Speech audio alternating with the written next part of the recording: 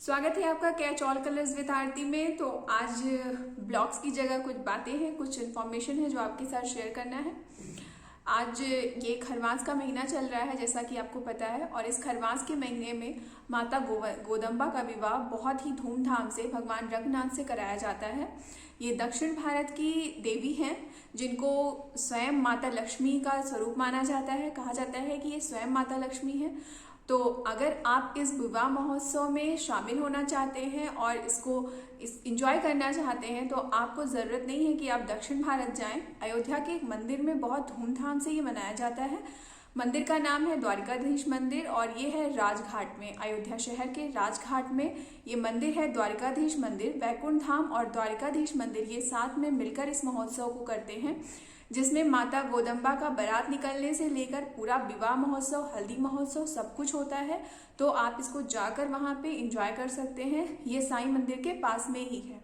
पर उससे पहले आप सब लोग ये जानना चाहते होंगे कि माता गोदम्बा थी कौन, है कौन माता गोदम्बा। माता गोदम्बा को स्वयं लक्ष्मी जी कहा जाता है। उनके पीछे कथा ये है जो मुझे पता है, बाकी अगर मैं थोड़ा बहुत भूल रही हूँ तो उसके लिए पहले ही मैं माफ़ी चाहूँगी, क्योंकि जानकारियाँ उतनी जितनी मेरे पास है मैं उतनी आपसे शेयर कर रही हूँ। माता गोदम्बा दक्षिण प्रांत के एक तुलसी वन में प्रकट हुई थी और विष्णुचित अल्हर नाम के एक सेवक थे जो भगवान की सेवा करते थे। माता गोदम्बा तुलसी वन में, दक्षिण भारत के तुलसी वन में प्रकट हुई थी, तुलसी के वृक्ष के नीचे। और विष्णुचित अल्हार नाम के एक सेवक थे भगवान के, जो मंदिरों में अच्छे सुंदर पुष्प के या तुलसी की मालाएं बनाकर और मंदिरों में भगवान को चढ़ाने के लिए, पहनाने के लिए देते थे।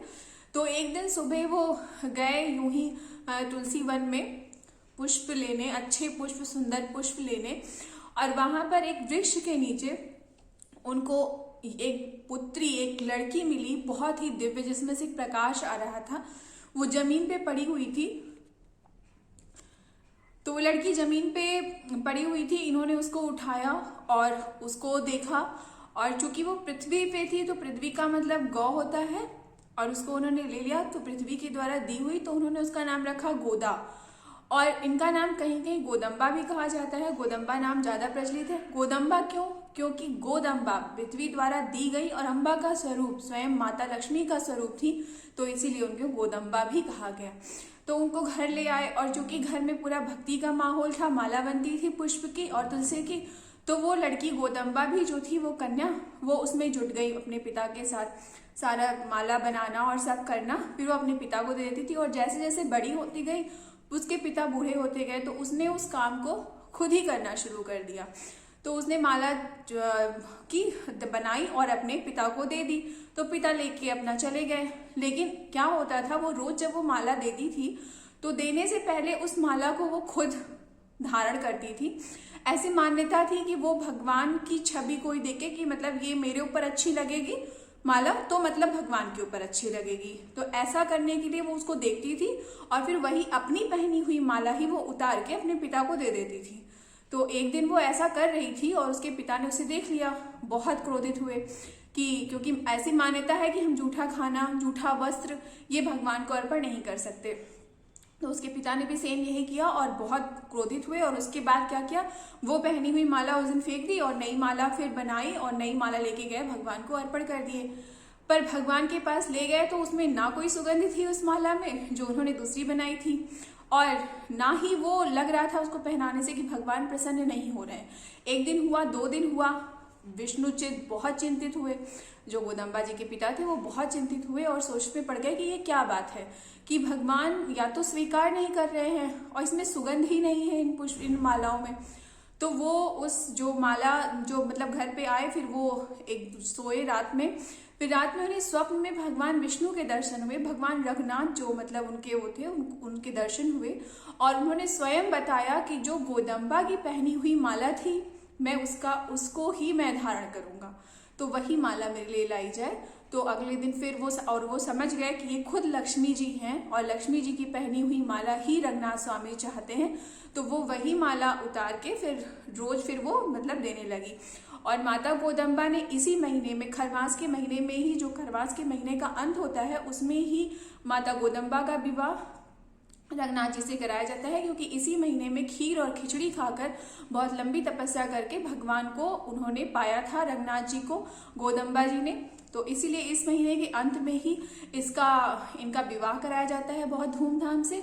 और अगर आप ये विवाह महोत्सव देखना चाहते हैं तो आप जा सकते हैं अयोध्या में द्वारिकाधीश मंदिर में। ये विवाह महोत्सव बहुत अच्छे से होगा आज शाम को। सॉरी, ये वीडियो डालने में थोड़ा सा लेट हो गया, मुझे थोड़ा और जल्दी डालना चाहिए था। और एक चीज़ और, इसीलिए ये प्रथा चली आ रही है कि धनुर्मास के अंत में हम खिचड़ी खाते हैं और खिचड़ी का सेवन करते हैं, जो स्वास्थ्य के लिए भी अच्छा होता है और उसकी अपनी धार्मिक मान्यताएं भी हैं। तो अगर मैं थोड़ी बहुत क्लिप भी आपको दिखाऊंगी कल जो भी कुछ वहाँ फंक्शन में हुआ था। तो अगर ये वीडियो आपको पसंद आएगा तो लाइक करिएगा, शेयर करिएगा, सब्सक्राइब करिएगा और प्लीज़ वहाँ पे विजिट करिएगा अगर आप अयोध्या के आसपास हैं। यकीन मानिए आपको बहुत अच्छा लगेगा। Thank you so much. बने रहिए मेरे चैनल के साथ। अगर चैनल पर नए हैं तो चैनल को सब्सक्राइब कर लीजिए।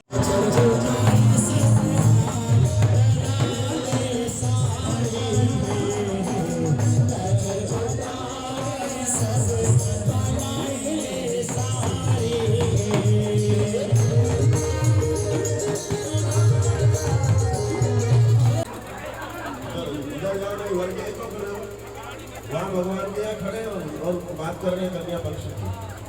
इधर और इधर और वर पक्ष का अंदर हो तो पीछे का दरवाजा खोल दे।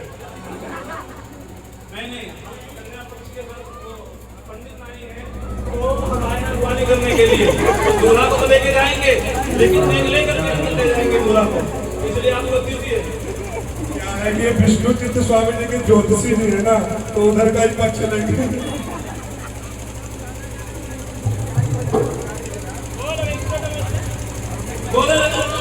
भगवान की कल्याण महोत्सव की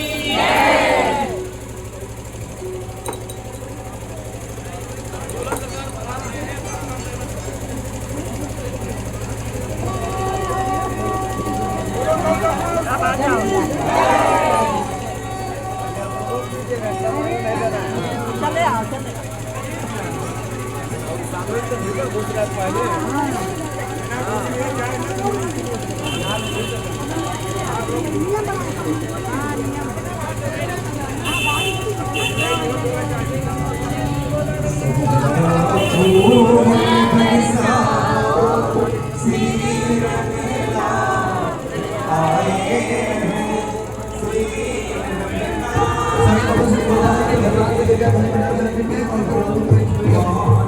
भगवान